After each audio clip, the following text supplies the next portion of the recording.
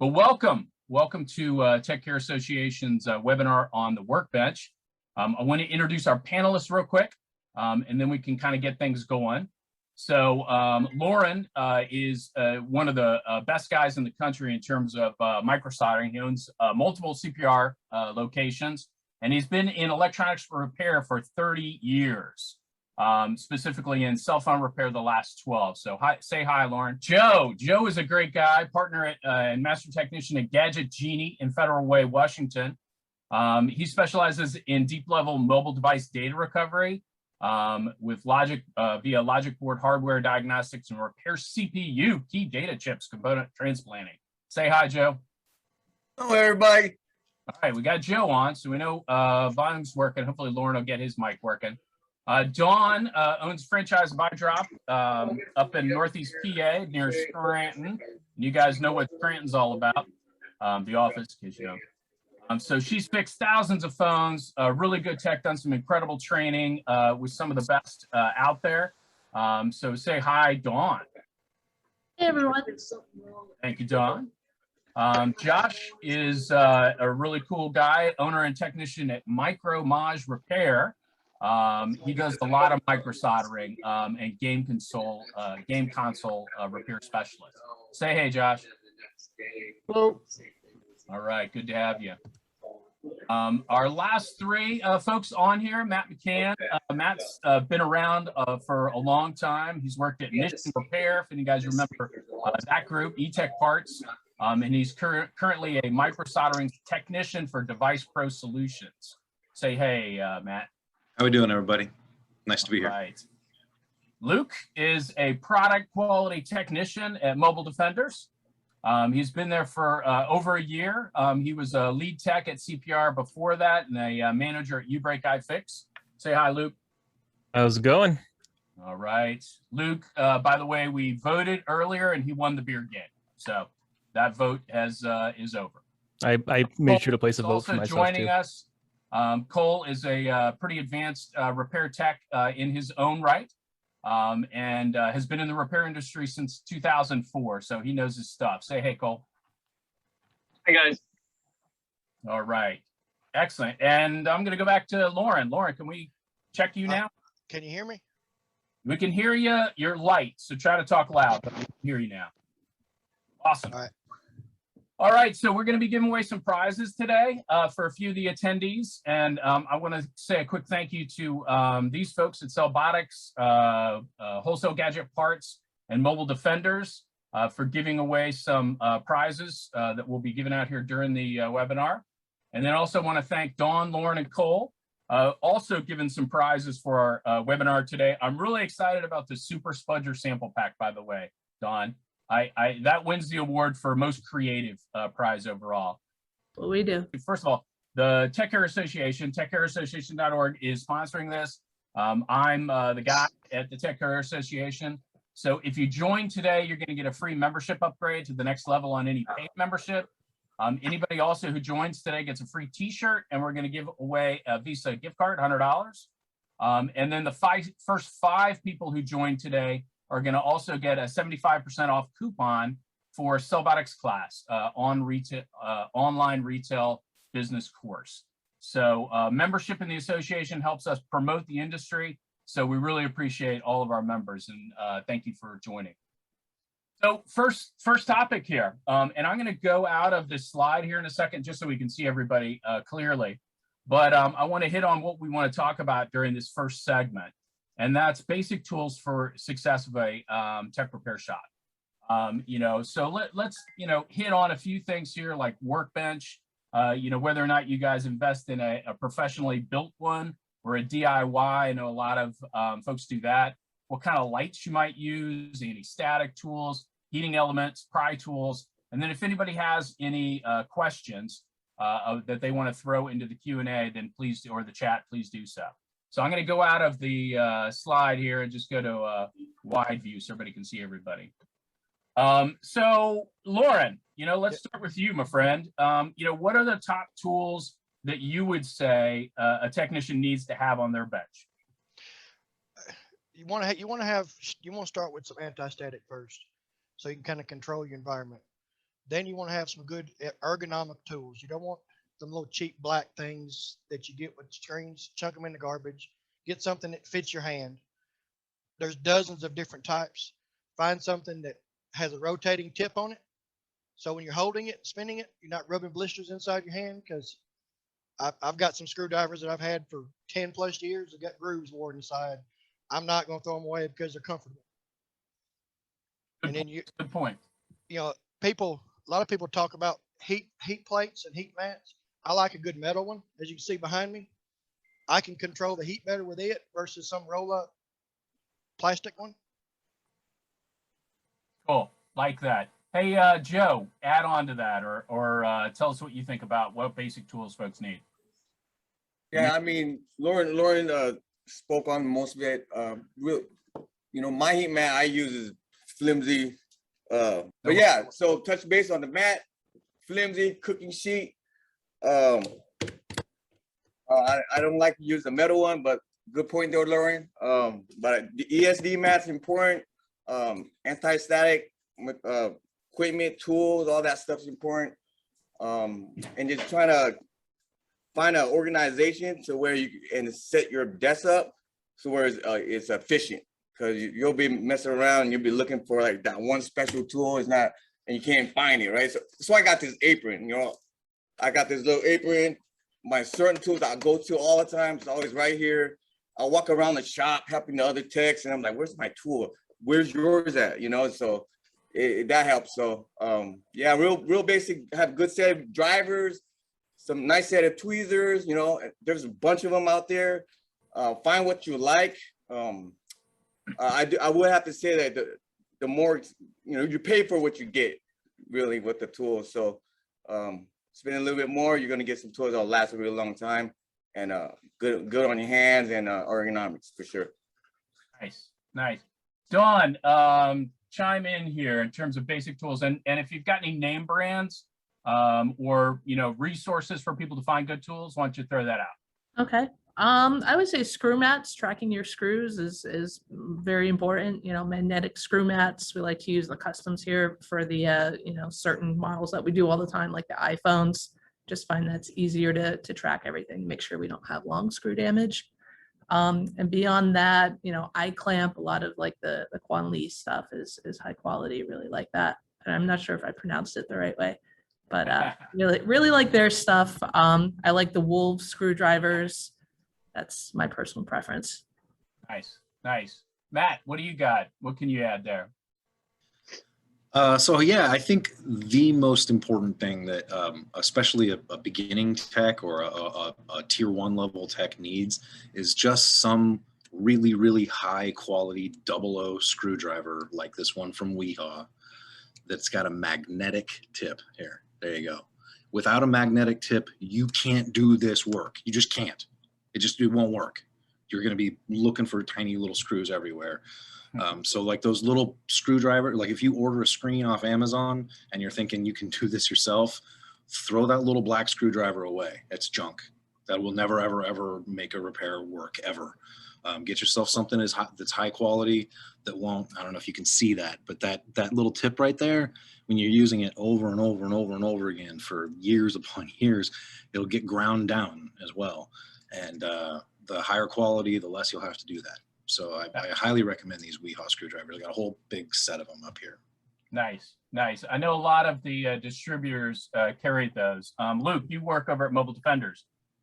Do they carry the Weehaw stuff? Yeah, we've got, Weehaw, Nunley. I don't know how to pronounce it either, so that made me feel better, even though I sell them. I fix it. Matt made me super happy. A good 00. I think is my favorite keyword there. I think you see that they want you using 000 everywhere online in guides. You go 00, don't go 000.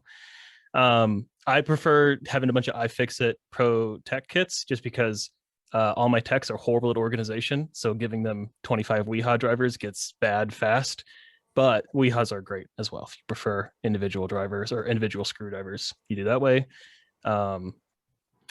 Heating pad, metal, regular pad is just fine. Just make sure it's temperature dialable. Is that a word? Make sure you can set the temperature and be cautious. It's real easy to burn some iPads. And then sort of on the, good quality of life, it would be like a good light fixture, something super flexible with a light bulb, like Home Depot style, that you can change out of the light bulb. I think people really underestimate how much light they need to do a repair. Even if you think you can see, you don't know how much you're stressing yourself by squinting for an hour and a half when you're getting stressed out on something that isn't going right. Yeah, I've seen some techs use the craft lights, like they sell at some of the craft stores. Do any of you guys? Well, there's a light right there. What do you guys think about a light, or what you use? I mean, do any of you use the magnifying lights, or what are you using? Josh, why don't you chime in? I don't use a magnifying light. I use a $24 LED shop light that I just have hanging from the ceiling. That's really bright. Okay. Yeah, they're only like $24 on Amazon. They're really bright. They work great. Nice, thanks. What about the rest of you guys? Anybody have any thoughts on lights, or what to do with lights? Where to get Brighter them? the better. The brighter the better. Yep. Brighter the better. Cole, how about I have I repurposed my lights from old shops that threw them away. So I repurposed all the lights, but yeah, I have lights that are on bench eye level, and then most of the time I'm under a microscope. So a good microscope light, an LED one, solid, so. Awesome. What about Cole? I'm going to jump to you and ask you about pry tools. What kind of pry tools do you use? What do you recommend? As far as pry tools, I really like these iSesimos. I don't know if you can see that. These pry tools are really great. Yeah, so we use these on pretty much everything, from lifting screens to opening phones to prying batteries to you name it. That's like my go-to tool. Well, I'm a little different. I like plastic. I try to keep metal away from glass backs, screens. I'm all plastic.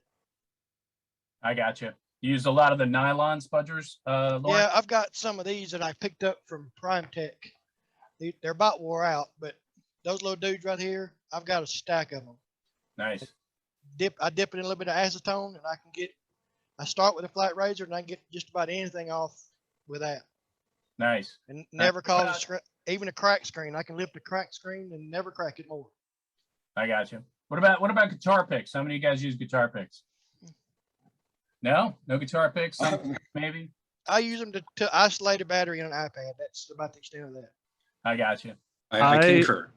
Used to collect like Metro, like subway carts and stuff like that. I used playing carts for a while, but I found that they would kind of fray and they just wouldn't hold their edges very well. So now I just got used to buying, stuff like used subway carts and stuff like that. And then I'll have some picks as well that, needs more rigidity. Anybody who works on the iPads will recognize what I'm doing with that. Yeah, battery blocker. Nice. Yeah, I'm more of where Loren's at with tools on the plastic, but I do use some metal ones. I typically don't take apart things anymore as the guys do it. But what comes to battery, use plastic only, because metal, battery, and then especially taking off connectors, use plastic, because metal tweezers can cause damage and cross-contaminate and electrical work and all that stuff. So definitely plastic is more preferred, is more softer if you end up to hit something on the logic board for sure. Yeah, absolutely. All right, I'm going to ask a group question now, and give me a vote, group, either thumbs up or thumbs down. Would you use a screwdriver to pry something? I think we've all maybe seen a tech that's done that, or maybe we fixed something from a tech that has done that. So yeah, don't use screwdrivers, people, to fix things, so or to pry things or whatever. Screwdrivers are for screws, right? Pretty simple. All right, well, let's go and do a prize draw here real quick. And then we'll move into our next little segment that we're going to do. So our first two prizes are Dawn Super Spudger Sample Pack, and I am pumped about this. I actually wish that I had made myself eligible for prizes, because that's such a creative prize. And then Loren has given us a Braven BRV X2 rugged portable speaker. So Bluetooth speaker, you know, I think I saw a picture of it. He's going to hold it up. Nice. I love it. Yeah, that's an awesome little speaker. Lots of fun. If you can't use it yourself, then you could probably sell it at your shop, right? So let's go ahead and give that away to one of our participants. And I'm going to look here to give that away to Andrew Martin. I think Andrew Martin just won that prize. So congratulations, Martin. That's Congrats, Andrew. I know. What's that? I know Andrew. He's one of our guys. Congrats. Oh, okay. Congratulations. So yeah, nice job, Andrew. I'm going to write your name down here, and Loren, I'll send you Andrew's info so you can get that out to him. All right. And then I'm going to go down my list for Barbara Connors, and Barbara's going to win our Super Spudger set. So let me just write your name down, Barbara, so we have that. So that's who's got your. Do you have the Super Spudger set on or no? To show us. I'm going to put them together. Okay. A few different ones, like a halberd, spudger, and just a couple other. There's more than just one out there. Good quality. Nice. I love it. Now we're going to give away some more prizes. Thank you guys, by the way, for giving away those prizes. I really appreciate that. So let's see. Yeah, Barbara says thank you. Awesome. So we're excited about that. All right. We are going to move on to our next segment, and we're going to talk about liquid damage. So liquid damage, and we're in the middle, by the way, folks, of liquid damage season, right? So summertime, people going to the pool, the beach, the lake, the river, everything, right? The rain, I mean, everything. So some of the things I want to cover in this section, and I'll zoom out again here in a sec, are, you know, how do you handle customers, first of all? So setting expectations, what you tell them about it, equipment that you're using for treatment, tools for the job, chemicals and solvents that you use, what kind of warranty, maybe if you got a quick little success story. And if anybody has questions about liquid damage during this segment specifically, drop them in the chat, okay? So let's go back to our panel here. And, you know, Josh, let me jump to you first. Do you see a lot of liquid damage stuff over the summer or what? I have seen a lot in the last few weeks, yes. Okay. And what kind of expectations do you set for customers when you check in something? I let them know that I might be able to get it running, but you know, something can randomly fail at any time, and it's just what happens with liquid damage. So, you know, I'll give them a discount or something like that, but I'm not going to warranty a liquid damage for really long, you know, more than 30 days or something like that. Okay. And let's go around the group real quick on warranty. Just say if you offer a warranty, so yes, warranty, and how long if you do. So I'm going to go around, call each one of you. Joe, what about you? For me, with liquid damage, right off the bat, it's like, okay, check it in, let me look under the microscope, and then if data is important, right? So if data is not important, and then it really depends on that and on what it looks like under a microscope, I'm gonna tell the customer, which is like 95% of the time, is like, hey, buy another phone, you know, if data is not important. And then so if they do want to end up fixing, like, let's say I will do the job. Let's say I look under a microscope and it's like, oh, this product can survive. Is the integrity of the circuitry is not too compromised, and maybe it's spotted like in a corner or something, and I can make sure that's a solid repair. Then I'll say, hey, I'm gonna fix it. It'll be fixable, but I'm not gonna warranty it still. And that's the risk you're gonna take.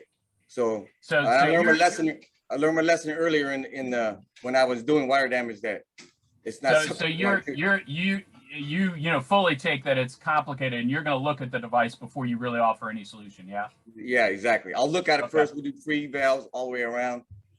It's not that it's really quick to really just pop it up, pop the hood up and off, and then look at a microscope, look at the logic board.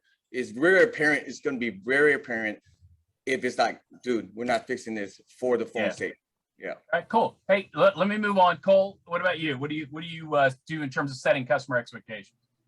Pretty much the same as Joe. I mean, I take it in, I check out the board under the scope, set expectations from there. You know, if I replace a screen and then something else goes out a week later, I'll hook them up and just charge the water treatment fee and revert their phone back to the way it was and send them on their way. Cool. Loren, how about you? Well, I'm a little different there. I guess it's the lot of years in it. What we do, if it comes in and it's been sitting for a little bit, whether they put it in rice or try to dry it, and it comes in dead, it's data only. If it comes in functional and it's got some water spots and they got it a little bit damp and maybe its volume buttons are flicking by themselves, we'll tell them, we'll take it and look at it. And if we don't see any major corrosion, we'll clean it. I've got a 3-step process on cleaning, and we'll warranty any part we replace. Okay. Anything fails beyond that, it's beyond our control. Gotcha. Nice. Luke, how about you? Yeah, I'm kind of like Loren. The conversation quickly turns to be more about data recovery than it is about fixing the phone. Yeah. That's where I would try to make the money, so to speak. It'd be more about a data recovery service, pay if we can get it off, don't pay if we don't. If they want the phone to be working, there's just no warranty on the phone itself as far as how long it'll function. And then I think the biggest thing is that a lot of times people will bring in a water damaged phone and like you can see the screen and everything works, but like the front camera doesn't seem to be working that well. And the very first thing we say is like, if this is liquid damage, you need to be aware that it could get worse in our shop. We go through, and cleaning something doesn't actually always make it better. You could end up, resistors could be hanging on by a thread, or who knows, maybe you're holding it when it decides to bite the dust. So that's also the first thing is we say, if this is partially working, there's no guarantee this phone is going to be working better or the same when you get it back if you want to start cleaning it. That's kind of why it's more of a data recovery conversation. I got you. Dawn, how about you?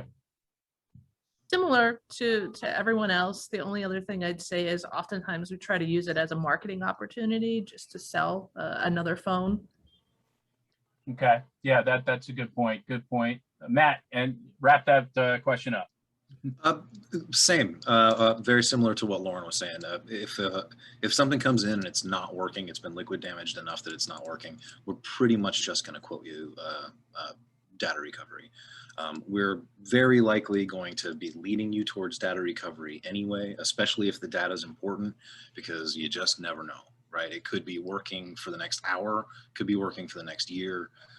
It's just really hard to tell. I do like to give customers my spiel discussing how like H2O actually does not conduct electricity. Water is not the problem. It's all the sediment in the water. Yeah. And that's why don't put your phone in rice. It just creates water damage plus rice damage. Don't do any of that. Like what I actually recommend is if you drop it and you don't have any way to open it yourself, you don't have any way to dry it, throw it in the freezer. Just throw it in the freezer, let it get super cold, let the water not spread anywhere until you can take it to somebody that can open it up and clean it. Yeah. Then you might be able to save your phone. Yeah, my message that I really love to get the industry into is not to do anything else than take it to a repair shop. Rice is definitely just the horriblest thing in the world. However that internet thing got going, I don't know. But yeah, I mean, my message is to get everybody to eventually say, take it to a repair shop first. Turn it off immediately. That, everybody, they wait too long or they try something and then, next thing you know, it's a day and $1 short. So Josh, not to cut you off, but Josh totally nailed it. Yeah. Turn it off. If it's still on, turn it off. Don't hit any buttons. Don't hit any buttons. Yep.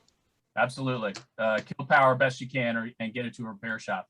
All right. So real quick, because we don't have a lot of time on this. So I'm going to ask you guys to say 3 tools or things you need for liquid damage work. Now, not advanced stuff, guys, and no more than 3 words. So give me 3 tools that you would recommend that somebody has on their bench, and that could include a solvent. And if it is a solvent, name that solvent, okay? So I'm going to start with you, Matt, but only give me 3 words.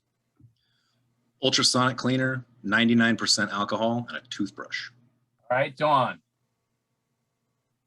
I'd say a horsehair toothbrush. Other than that, ultrasonic, isopropyl alcohol.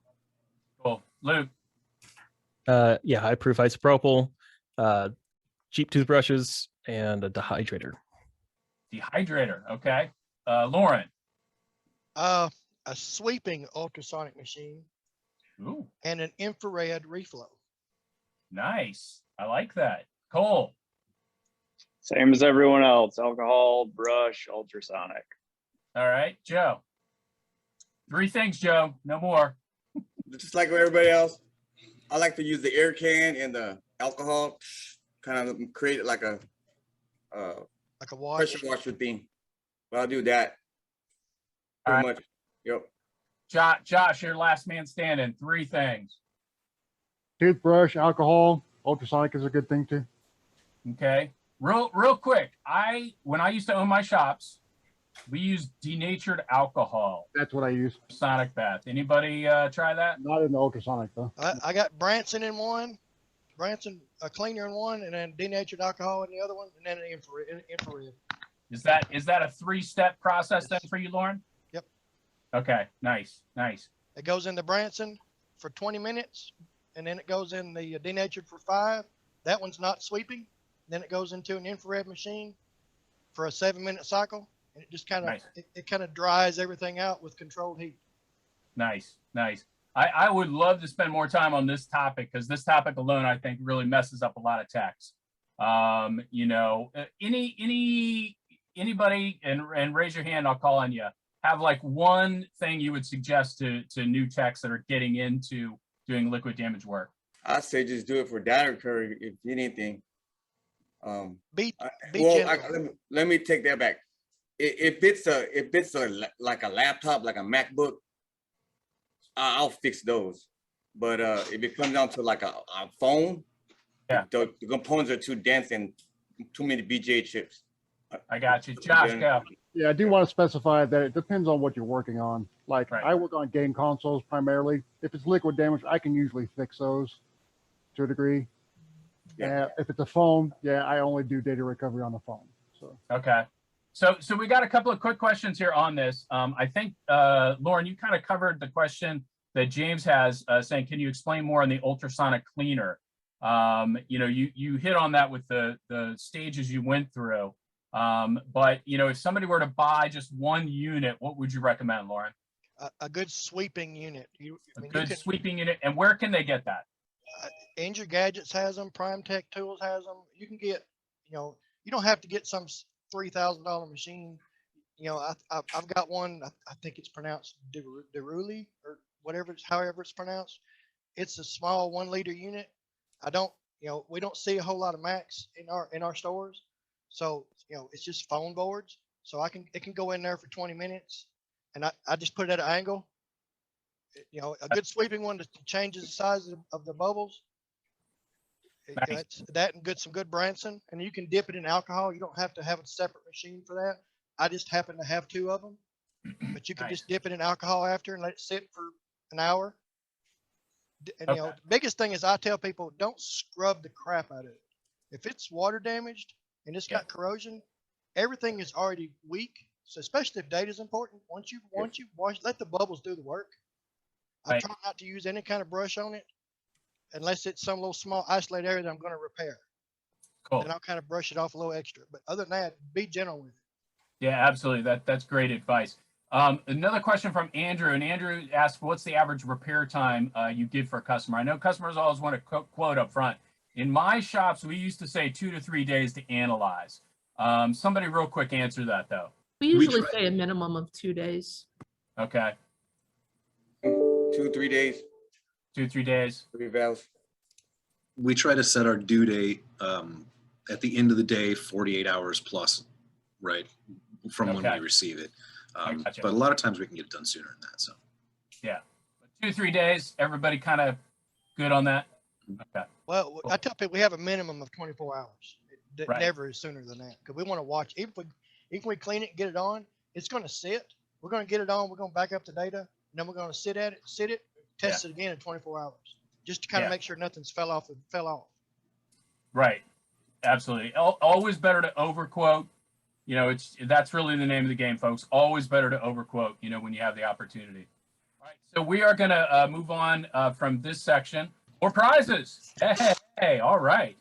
So we have got some great prizes from Cellbotics for a free online course that you'll be able to redeem from them. And then also Cole is actually giving away a free advanced repair. Up to $400, he said. I made him clarify that, and he said, yeah, sure.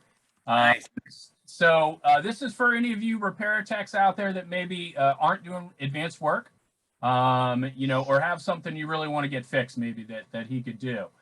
So whoever wins that, you can redeem that with Cole. So let's take a look here, and we will go down my list of attendees. And I'm gonna say I'm just doing this at random. I kind of scroll down and pick somebody. But Kayla Schultz, you are going to be our winner of the Cellbotics training. So I'm going to get your information over to them, and they will follow up with you there. And then let me scroll down a little more and say that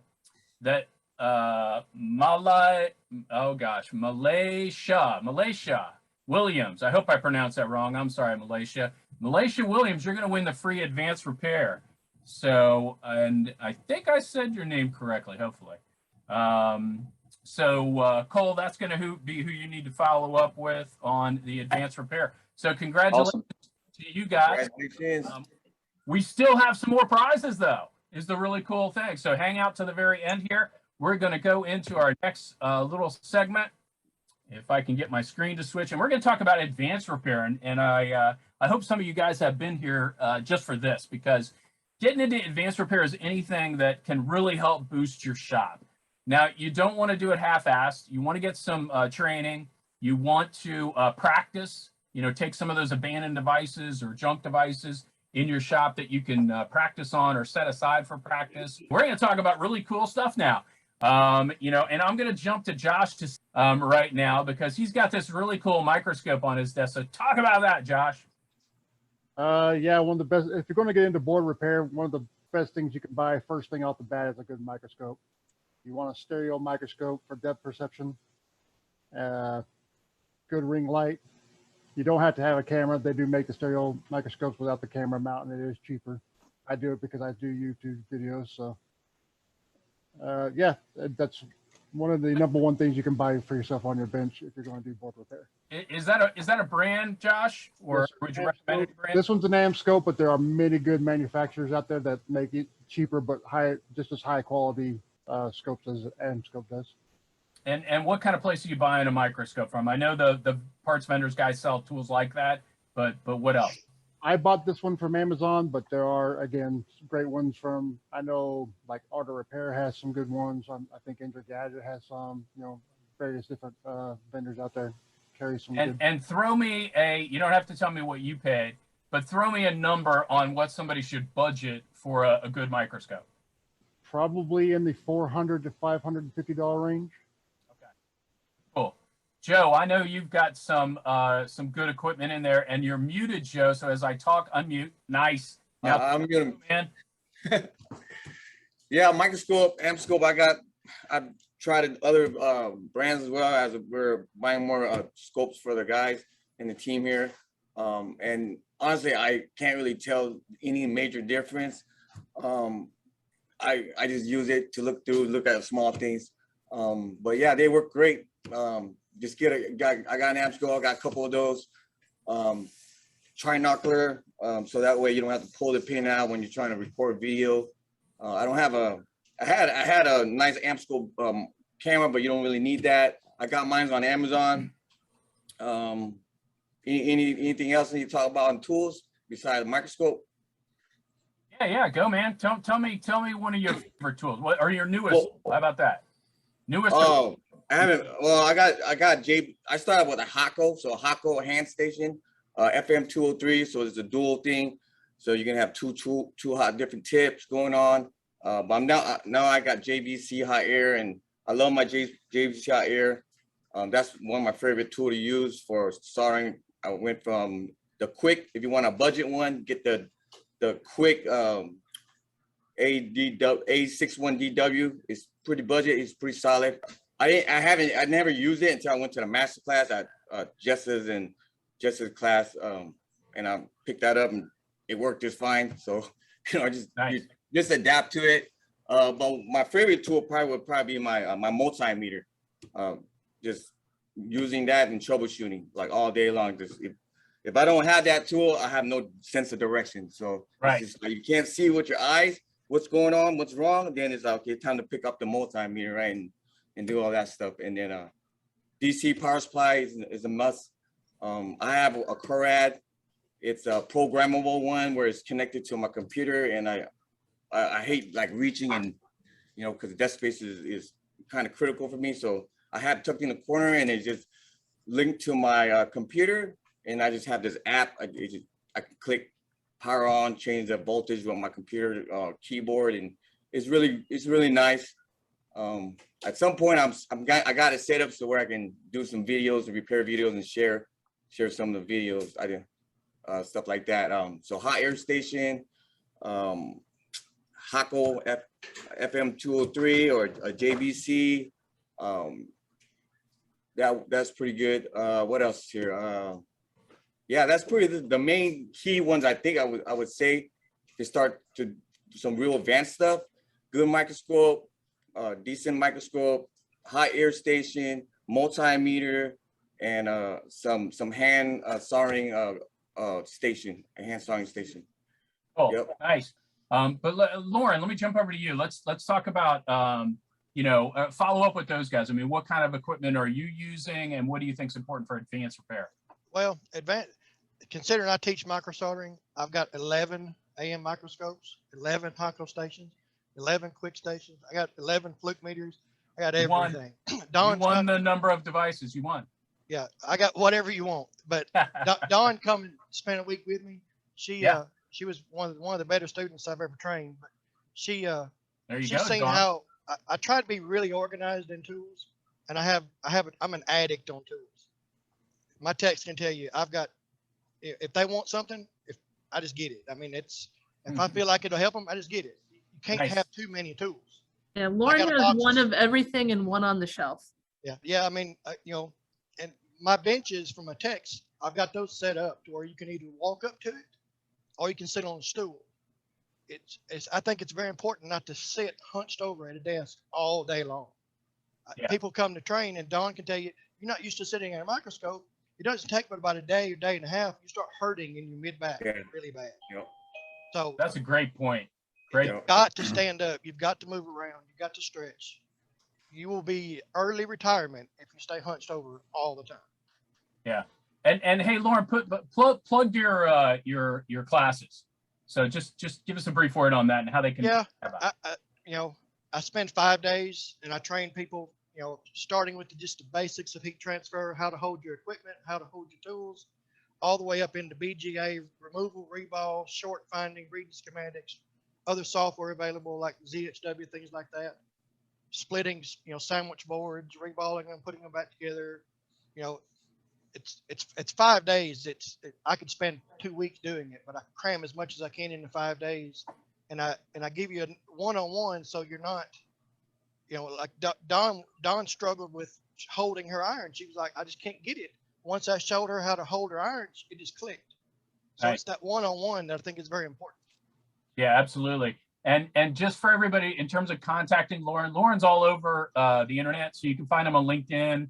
You can find him on Facebook, and they can email me at lnunley@cpr-stores.com. Okay, we'll make sure we get that out if that's cool with you, Loren. Yeah, that's fine. I know that. All right, and Dawn, back him up. You took his class. Tell us about it. It was amazing. There were a lot of things that just weren't clicking with me up until the point that I trained with Loren. There's a lot of things that you really can't get from videos or talking to somebody over the internet. They may not be able to see exactly how you're holding things. Like I would watch videos and just wouldn't work the same way for me. Having the one-on-one there, having, Loren be able to view what I'm doing. It's like, oh, don't do it this way, do it that way. Tiny little tweaks like that can really make all the difference. Yeah, pretty valuable. And I think you hit a nail on the head there about videos, right? Because I think, probably everybody learned how to fix something watching a video, and which is great when you're doing an iPhone 4 screen. But as you get into more advanced repairs, you really need some hands-on training. Really important if you want to advance your skills. And y'all know some of the folks out there that do training.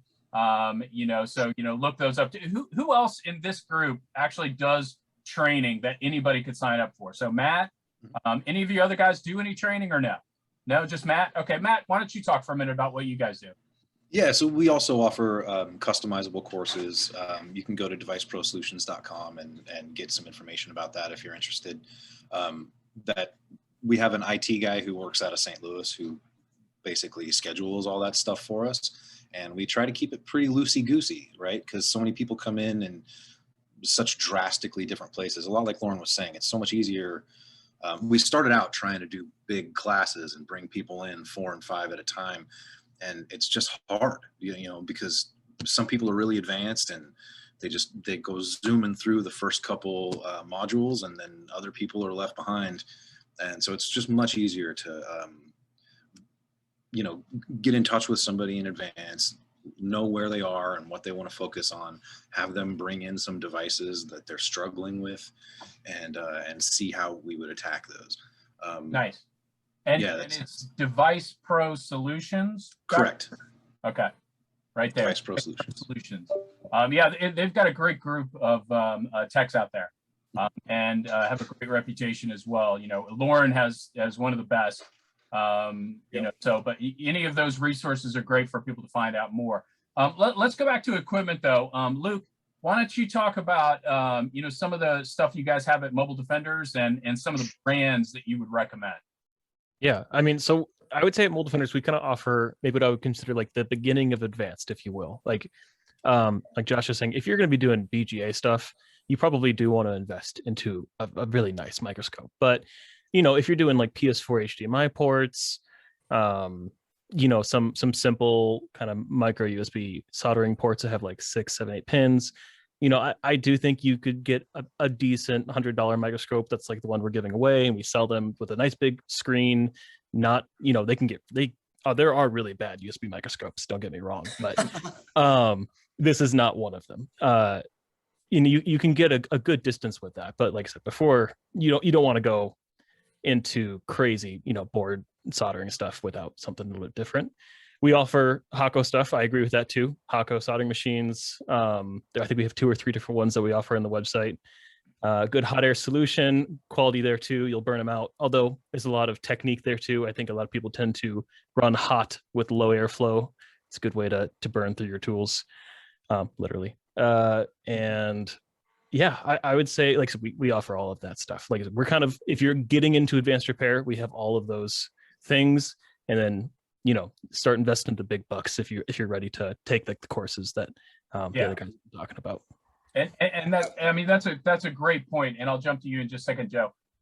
You know, there are different levels really to micro soldering. You know, like I could do an old BlackBerry charge port, because those were nice big spaces to work in. But when you started working in some of those smaller spaces, the ports got smaller, and that was not a micro USB either, by the way. So it was a mini USB.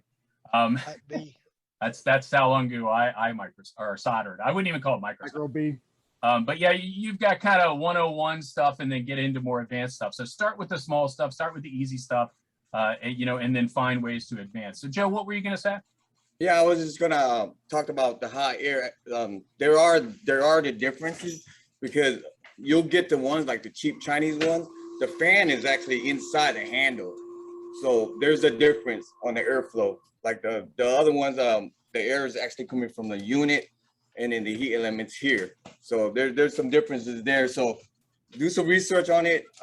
It does create different type of heat, force, air, and the way it works. So I don't like the ones with the I don't like the ones with the fan in the handle. I don't like those ones. All right, cool, good advice.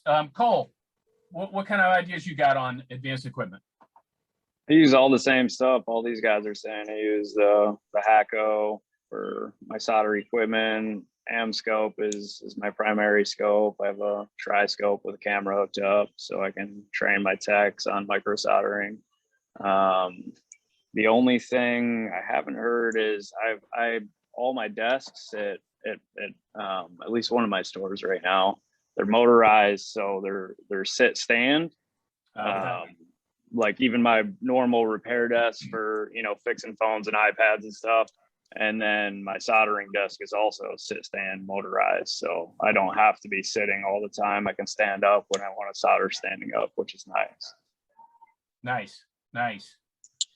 Yeah, I mean, that's important. I think, Loren hit on it, crunched over, working on devices can be tough. So, having a stand-up desk, that's motorized, and I know you can get those pretty cheap at like IKEA. And IKEA, some of IKEA stuff is where I threw some IKEA benches into a few of my shops one time. They were like $100, and they were real nice benches with 2 shelves up above them. They were kind of like an IT desk. But you guys talk. I mean, Josh, your bench, did you make it? Did you buy it? What? So this is a professional ESD bench that I found on the third party market, just used. And Cool. I would recommend people get a nice bench like this because it's got a lot of working space and everything else, but you don't have to go out and buy it new. You can, search around, and usually manufacturers and stuff will be offloading them if they're downsizing or something like that. Nice. Yeah, it's a good advice. What about you, Loren? What kind of benches you use in your shop? Well, where I'm sitting at, I just got a U-shaped desk right here because I don't spend as much time as I used to fixing devices. Sure. Operating a couple stores and running them. So, but my tech, I'm gonna see if I can swing my camera around. I've got,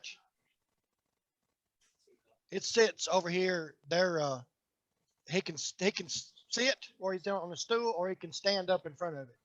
And all of my techs have their own microscope, and it's just an inspection microscope. It don't even have to be for soldering. It's because there's some things are so small you can't even unplug it or plug in an antenna connector without trying to damage something around it.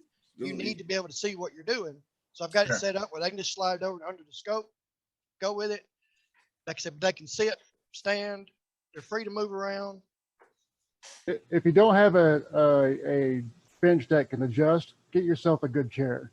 Get one that, good support, good, I have one with armrests so that I can rest my arms when I'm trying to solder, and I have good support, and I'm not just putting all the pressure on my shoulder and my back, stuff like that. Good idea. Yeah. Let me underline that point for everything else. Good equipment will help you so much. It'll help you do better work. It'll help you from getting, overextended or pain, on those super busy days. So yeah, make sure you're investing in good equipment in your shops. And that includes chairs, benches, and the actual work equipment that you're using. Let's see. Joe, what you got? Yeah, I got a question. Do you guys have your feet on the floor when you're looking under a microscope or whatever, or on some kind of stool? Both. I kind of swap it around. I have a little bar on the back of mine that I can prop the feet up on, or I can put them on the floor. It depends on it depends on me really. Sometimes my legs may hurt. Back of my legs may get tired. Feet go to sleep, so I kind of prop them up. I get up, take a break, walk around. Yeah. My bench is high, so mine is almost like a bar stool seat. It has a ring around it that I can put my foot on. Strangest device you've repaired? Anybody got a good strange device? Loren's got his finger up. All right, Loren, go. What would you think? It's back in the 3GS days. This is gonna be kind of funny. I had a guy come in for a screen repair, and he was like, "Do you fix water damage?" I'm like, "Yeah." He's like, "Well, me and my son went fishing 6 months ago, and my other phone went in the water. I see it every time we go fishing. Can you fix it?" And I'm like, "I don't know. Bring it to me, but don't let it dry out." So he brings it to me in a Ziploc bag, still full of the pond water, and I take it. I call him a week later from that phone, and I'm like, "All your stuff's still here." He was in tears because his mother had passed away, and pictures of his mother was on this phone. And when I called him from that phone, he just burst into tears. To me, that was probably one of the better repairs that I've ever completed. Yeah. Absolutely. I'll bet every one of you guys has a story like that, where somebody just was so appreciative of the repair job you're able to do to retrieve pictures. I had that in my shop all the time. Customers wanted to hug my techs. They bring them gifts, which was really nice. Every now and then a big tip. But yeah, it's such rewarding work, when you can do something like that. It really is. For all those people that are, all those people that swear at you that their device never got liquid damage, right? And again, Hey, you know, that's not unique to anybody. Everybody has seen that. I had a customer actually accuse us once because we showed her liquid in it. She accused us that when we were in the back that we put it in the sink. So, yeah. We've seen it. Cool. Real quick, you know, and then we'll go into our final prize giveaways, which are awesome, by the way. You know, what do you guys, real quick, again, we only have a minute. I'm going to go around the circle, but what do you think is the next thing that we start repairing? So phones have been huge, tablets, laptops, drones. What do you think, you know, just give me the future of repair and why you think it might be bright. So I'm going to go around the circle. Is anybody have something come up to them right away? They put your hand up if you think of something. Nobody is saying anything. All right, I'm going to go. Joe, what do you think? I'm thinking the next wave of stuff is probably gonna be like some wearable stuff. Okay. You know, those things are out there in their environment, you know, just like the mobile devices, you know, and smart home equipment, those things might be going bad. I'm waiting for when there's some signature failures on those things, and then it's component level, and instead of replacing it, somebody's got to figure out how to fix it. And maybe even Teslas, you know what I'm saying? Teslas, yeah, electronic cars. Yeah. Luke, I saw you raise your hand. Say something. What do you got? Yeah, I'm thinking more like kind of next step, not super far. It's half question, half answer, but I'm sort of curious if anyone here is already doing, if they've invested into laser machines for iPhone back glass removal. I feel like I've been seeing more shops pop up that have been doing that. A couple years ago. Dawn, do you have a laser? You're muted, Dawn. Yep. Yeah. So, okay. So yeah, that's something that, I mean, Mobile Defenders is looking at offering, but we're sort of kind of playing out, making sure that just like all of the other advanced tools, you know, there is a range of quality and prices. So, but I imagine more shops will be getting up there. Be careful what you're investing in. Absolutely. Right. Hey, Matt, did you have something on the future of repair? Yeah, I just I've noticed lately, because there's not a lot of shops like ours around. In the 80s, you could walk around any town. There would be an electronics place, a place that fixes TVs, yada, yada. But those places are all gone. By and large, there's nothing like what we do. So there's a lot of industries that, you know, people have electronic modules in their car, like their Tesla, or you know, some German car that nobody here knows what to do with. And the board itself, if you want to get one of those new boards, it's like $2,000, right? To go get a new board for their module or whatever. They bring it in, it's a black box to me. I don't know what any of these things do. There's no CXW for it. I don't have any schematics. I don't know what the diode mode readings are, but a lot of times that component's black.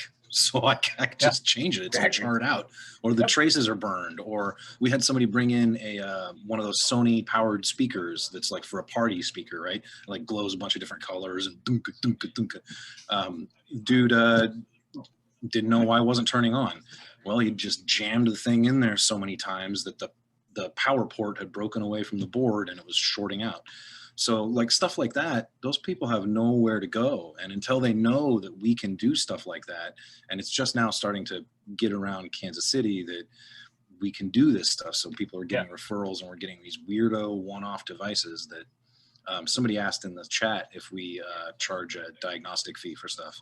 For stuff like that, we usually do. If we have no idea if we can fix it or not, we want to make sure we get paid at least, you know, $20-25 for something. But a lot of times you can fix it. Yeah, and great stuff. And you know, I got to move on because I want to try to finish on time. But thank you for all y'all's info. Joe, I agree with you about cars. You know, because cars are becoming electronic devices. In fact, I think Elon Musk refers to, he doesn't call them cars, they're computers. You know, so robotics, that's the other word I'll leave you with. And let me just say, at the Tech Care Association, what we're trying to do is forge partnerships with a lot of newer industries, a lot of newer companies, to get those kind of repairs into our networks overall. So those are some of our goals overall, is to be able to do that. All right, let me jump into our final giveaways here. So, all right, we're gonna give away our final stuff here. Our first thing is a digital microscope that our friends over at Mobile Defenders have been generous to donate to today's proceedings. So let me jump into my people here, And I am going to say that Beth Wheeler, I don't think Beth has won anything. So Beth, we've got a lot of ladies on the show today. I love it. This industry's been underrepresented, I think, by women for way too long. I'm just writing this while I talk. So Beth, you just won that digital microscope from Mobile Defenders. We'll get that out to you, or they'll get that out to you. And then now we've got a $250 shopping spree over at Wholesale Gadget Parts, or WGP. They have generously donated that, you know, so you can get some tools, some equipment from them with that $250, and they'll get you that information so that you can use that. And I'm looking down my list here, and Mohammed Zaki, I want to make sure I mention last names, but Mohammed Zaki, you have just won that $250 from WGP. Got to mention last time I mentioned a first name on our contest, and we had 2 people with the first name, so it caused a little bit of a challenge. And last but not least, we have a prize here from Cellbotics, which is a $599 value.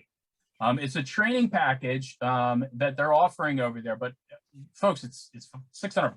Wow.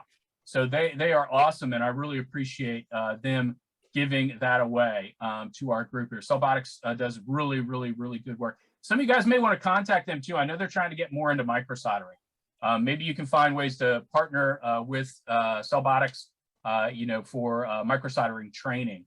But Tim Chun, Tim, you have won that Cellbotics training package for $599. Again, I'm making sure I write this down so that we don't miss anything. So they'll be in touch with you, Tim, on redeeming that prize. Just a quick reminder, so congratulations and thank you for everybody donating prizes. Thank you to all my panelists. I really appreciate your time today. I want to get all of you back on soon. You know, there's so many topics that we can talk about and nail down and do some really cool stuff for this industry. Go to techcareassociation.org to sign your shop up. It's a membership you can even do for free.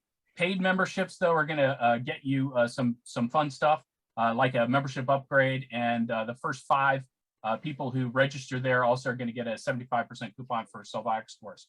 So, whew, that was an awesome session, guys. Thank you very much. We're going to have monthly webinars like this, so sign up for them early, sign up for them often, tell your friends about them, and join us again. So I want to thank Matt, Josh, Joe, Luke, Dawn, Loren, and Cole for your time today. It's been awesome. I really appreciate your time, and I hope everybody really learned something today. Folks that registered will get a copy of the recording, and then this will go up on YouTube at some point, probably a few weeks down the road, so that you guys all that were here live can take advantage of all the tips you've heard today. Thank you so much.